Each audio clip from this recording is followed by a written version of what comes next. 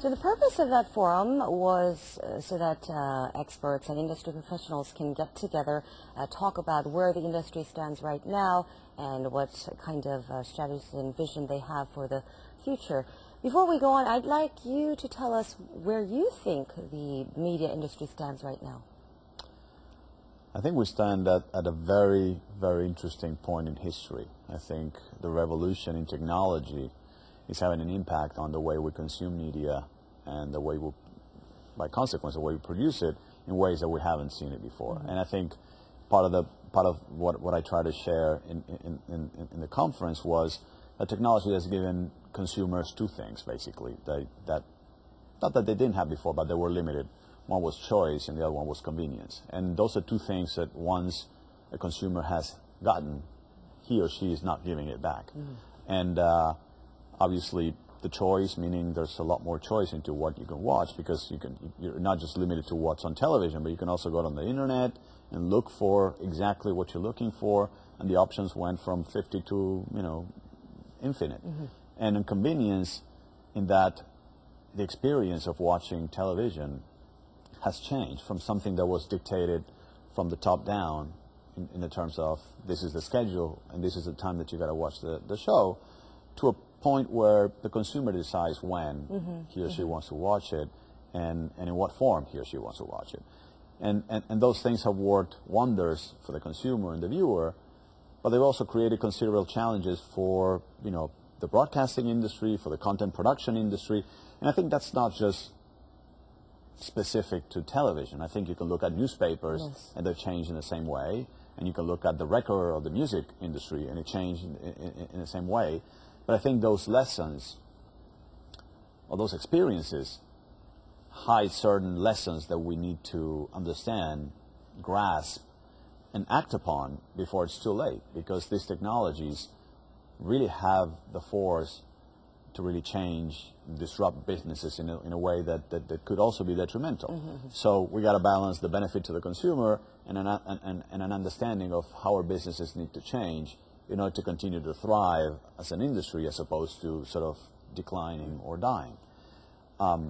So I think we've got to be, to answer your question, we've got to be very attentive and very smart about how we interpret these changes, how we use technology to foster businesses, and also change our traditional businesses as well. Can we produce programming at such cost if our revenues are declining? Can we find ways to incorporate advertising into our business if the 30-second spot is already declining? I mean, there are questions that we really got to think very seriously, and we've got to think fast as well, because technology doesn't wait. Mm-hmm. Basically, the two factors, the two changes that you mentioned, choice and convenience, those are what characterize media convergence, quote unquote, right?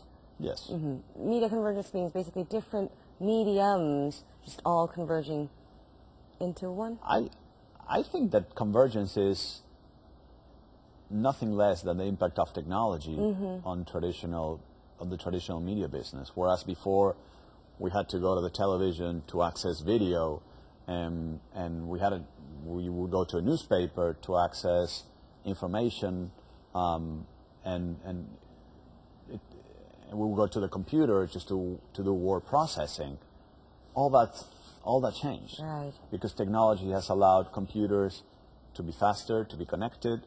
It's allowed hard drives to be able to store a lot of information. So this has become a big digital mesh. Mm-hmm.